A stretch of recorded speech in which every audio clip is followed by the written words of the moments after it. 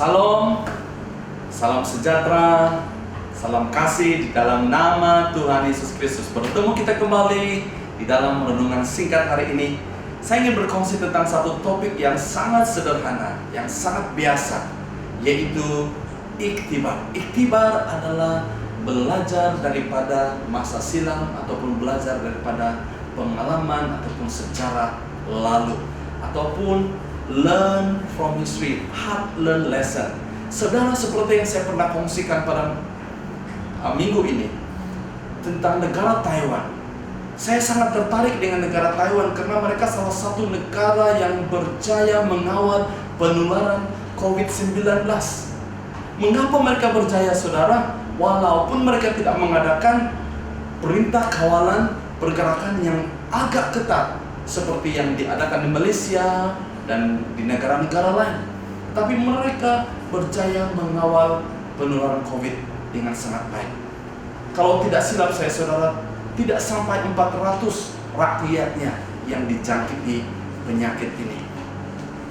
Nah, saudara dan saudara yang saya kasih di dalam nama Tuhan Yesus Kristus, bagaimana negara Taiwan menangani isu COVID-19? Mereka cepat belajar daripada sejarah. Mereka tidak mau sejarah berulang. Pada tahun 2003, saudara, ketika dunia dilanda wabak penyakit Severe Acute Respiratory Syndrome ataupun SARS, negara Taiwan merupakan salah sebuah negara yang paling teruk dilanda wabak SARS ini. Sebanyak 150.000 rakyatnya di karantina, bahkan 181 rakyatnya meninggal, saudara. Sebaik saja pandemi COVID-19 ini diumumkan, saudara, negara Taiwan tidak perlu tunggu lagi. Mereka terus bertindak dan mereka membuat persiapan yang diperlukan. Ternyata bahkan terbukti karena persiapan awal mereka, saudara, berjaya mengawal penularan COVID-19. Salah seorang wartawan bernama Don Shapiro daripada CAN News berkata, "A key element in Taiwan's preparedness was the lesson learned from its devastating experience with SARS epidemic in 2003. Wow, ini luar biasa, saudara.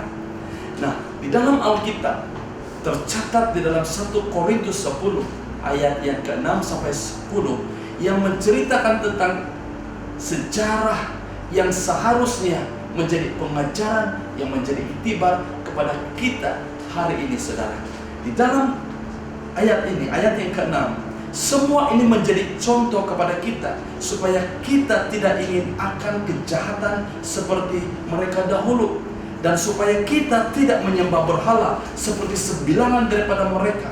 Telah tersurat, umat itu duduk untuk makan minum lalu bangkit untuk bersukaria.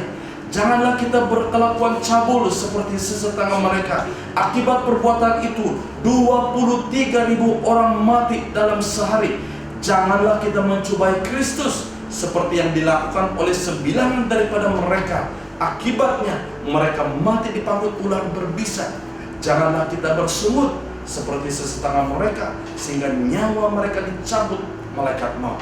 Semua yang terjadi kepada mereka merupakan satu iktibar yang telah ditulis untuk menjadi amaran kepada kita yang hidup pada akhir zaman."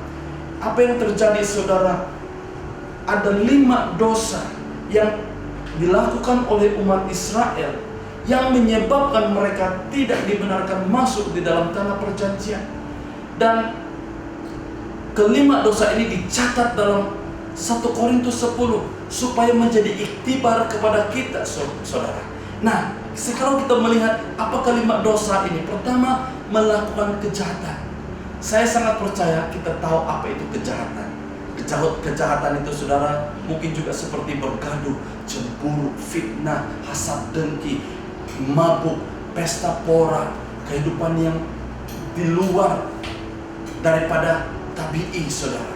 Kegiatan-kegiatan yang jahat, kita semua tahu. Yang kedua adalah penyembahan berhala.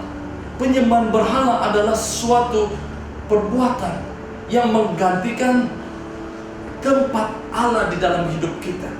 Penyembahan berhala ini juga boleh seperti menjadikan orang idola kita, orang yang terkenal, orang artis ataupun pemain bola sepak dan sebagainya, dan ataupun percaya kepada benda-benda yang boleh memberi kekuatan kepada kita seperti azimat dan sebagainya.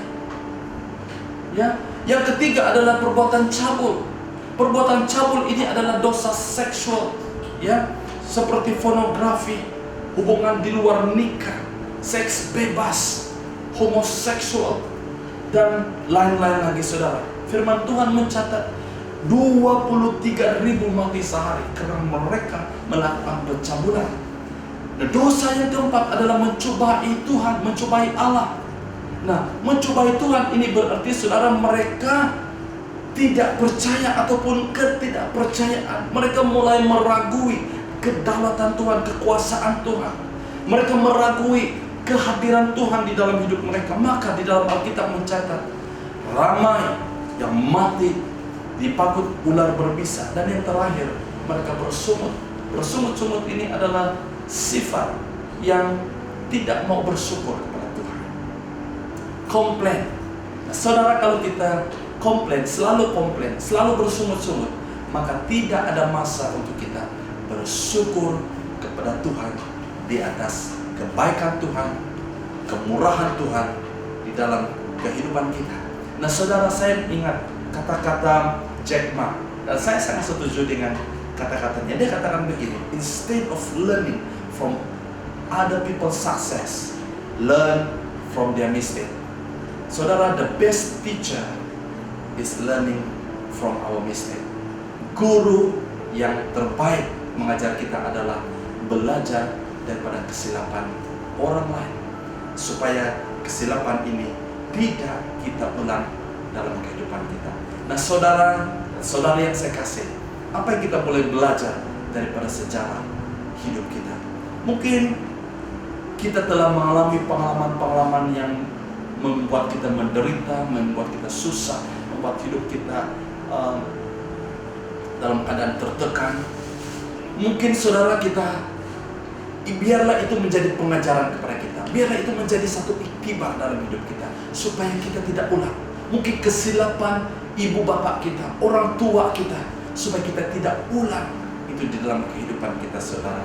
Mungkin juga pengalaman kita menghadapi COVID-19 ini merupakan satu pengajaran kepada kita, supaya itu tidak kita ulangkan lagi. Seperti negara Taiwan, mereka berjaya mengawal penularan COVID-19 karena mereka cepat belajar daripada sejarah 2003 yang lalu.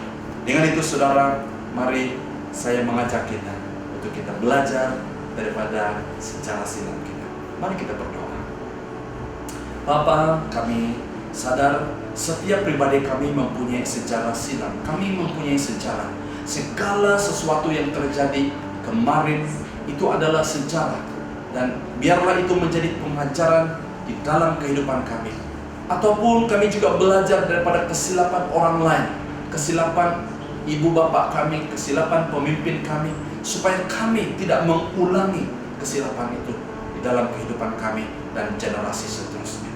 Terima kasih Tuhan, ini doa kami, ini pengucapan syukur kami, karena Kau mengingatkan kami hari ini untuk belajar daripada kesilapan orang Israel, sehingga mereka tidak dibenarkan masuk di tanah perjanjian. Terima kasih Tuhan, terpuji dan termulia nama-Mu. Di atas nama Tuhan Yesus, aku berdoa dan mengucap syukur. Amin.